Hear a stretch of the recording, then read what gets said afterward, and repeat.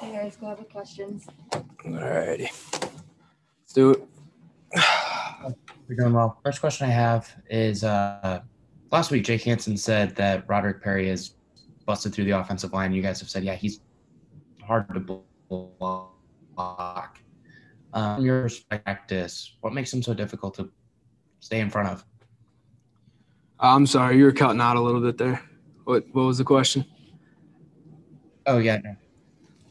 So last week, Jake kind of said that Rod Perry's difficult to block, and he's been getting through you guys. And you guys on the offensive line, he said he's hard to block. What makes him so difficult to block? Yeah, I think kind of last week I kind of answered, a similar question. I think he plays with really good leverage. Obviously he penetrates, and you saw that in the game, and he plays with good hands as well, which makes him difficult to contain and kind of difficult to get control of. So I think that's what makes him a really good player. And on final note, he plays extremely hard, and he keeps getting after it, and he doesn't really quit out there. So when you combine all those things together, it makes him a pretty good player. Thanks, Doug. Appreciate it. Hey, Doug, as you watched the film, what were the issues with the inside run, especially? Why did you guys not find a lot of success there? Yeah, I think, I kind of listened to a little bit of Brandon's interview there, but execution and technique was not good enough. And,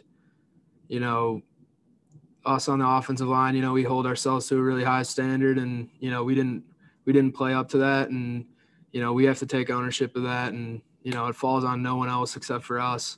And, all five of us know that we didn't play well enough. And, the only thing we can do now is, kind of learn from those mistakes. And we came in this morning, had a great morning of film, and, kind of get back on the grind and, try to fix those errors and have a great game next week.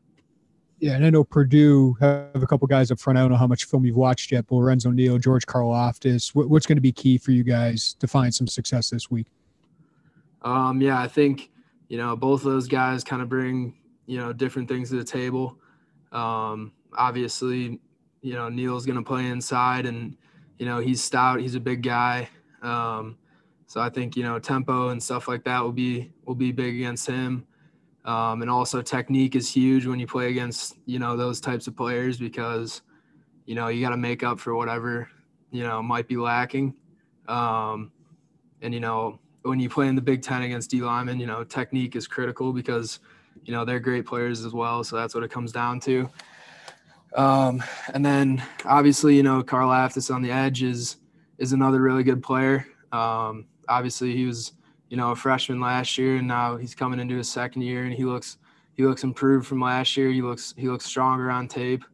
So, that'll be challenging for, our tackles on the edge. And then, when he occasionally does move inside, and bring the challenge to the inside guys. But really what we have to do is just match the intensity, play hard, and just get back to what, we want to be known for, which is, that toughness, grit, and establishing the run game, which we weren't able to do last week.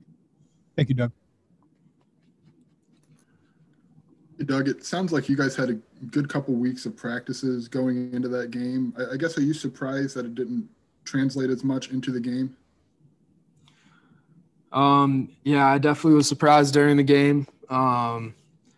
But we've had great weeks of preparation leading up to games before, and it didn't come out how we thought it would. And, in some of those games, especially last year, we responded better in the game, and we were able to make adjustments and stuff like that. And, that's what we have to look for in the future. I think, we struggled early on, and we weren't able to get out of that funk. We weren't able to get any, momentum going. So, really battling through that and figuring the ways out to do that, that's going to be key going forward.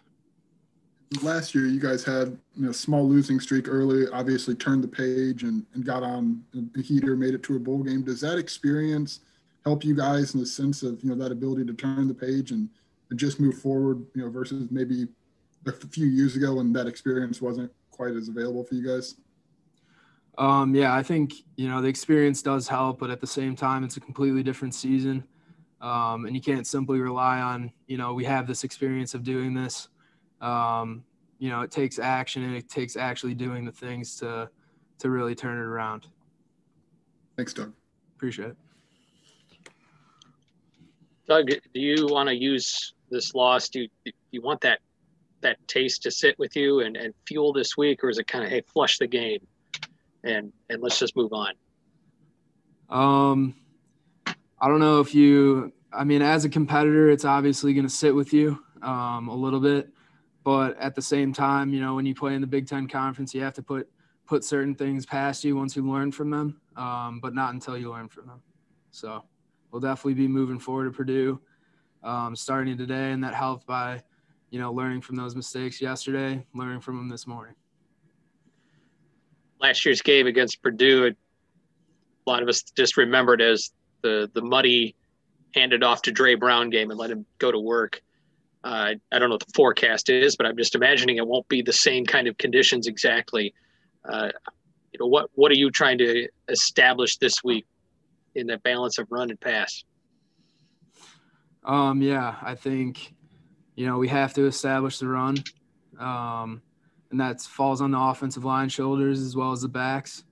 And like I said, we didn't play well enough last week or a couple of days ago. And, we have to take responsibility for that. And, it just comes from this week of preparation and, focusing on that run game all week and figuring it out. So. And you've been in this situation. What do you imagine Purdue is feeling? They coming in maybe with a chip on their shoulder from last year's game? Yeah, I could definitely see that. They're a great team as well. They're a great coach team, so I'm sure they'll be ready to go. And following, that loss last year that they had against us, obviously that could add, some motivation for them. But at the same time, it's a new season, new game, and we just have to be ready to match, whatever they bring. Thanks a lot. Doug, what does an offensive lineman mentality have to be when you can look around pre-play and go, okay, they have more people than we have to block? Like, what has to go through your mind at that point? Doesn't matter. Find a way. What exactly, how do you grade yourself then when you watch the film and you know that Wisconsin was walking 9, sometimes 10 people up there and maybe 2-3 yards was a positive play, get yourself out of that. Is that accurate? Yeah, I wouldn't say it was 10. They were playing, kind of 5 down linemen. So it was more like 7 in the box at times.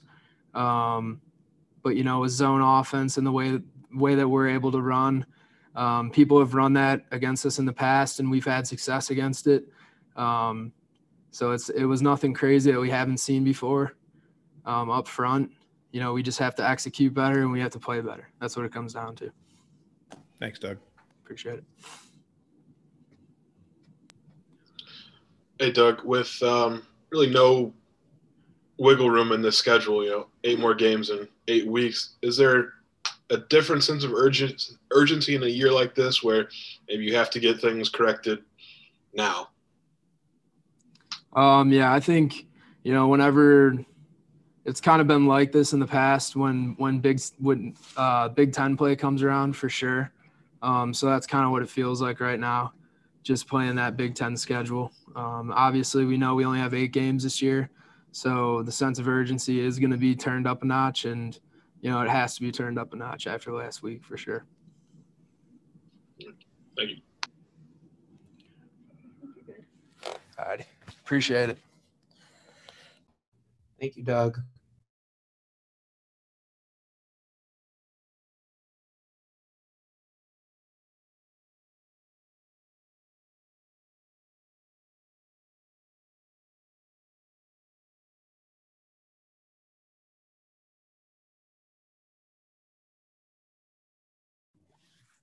All right, that's all we got today.